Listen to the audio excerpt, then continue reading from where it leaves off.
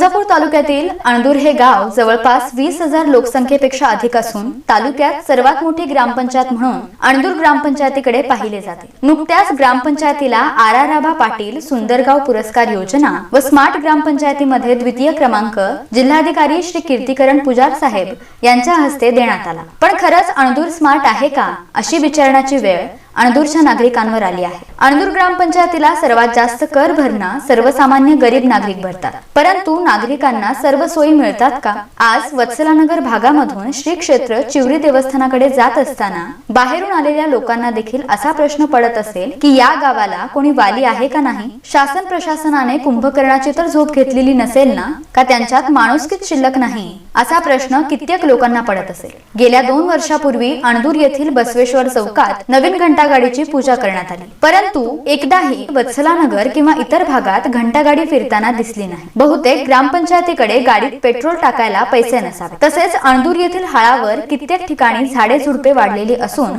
घाणीचं साम्राज्य दिसत आहे। परंतु अणदूर ग्रामपंचायतीला तब्बल 17 जणांची बॉडी असतानाही यामध्ये फक्त सामाजिक कार्यकर्ते पवन घुगरे यांच्या माध्यमातून हाळावरील झाडे झुडपे जेसीबीच्या सहाय्याने स्वच्छ करण्याचे काम चालू आहे। बाकीचे नेमके कुठे व काय करत आहेत असा संतप्त सवाल आता नागरिकांमधून विचारला जातो। डी न्यूज मराठीसाठी लक्ष्मण दुपारगुडे, अणदूर, तुळजापूर।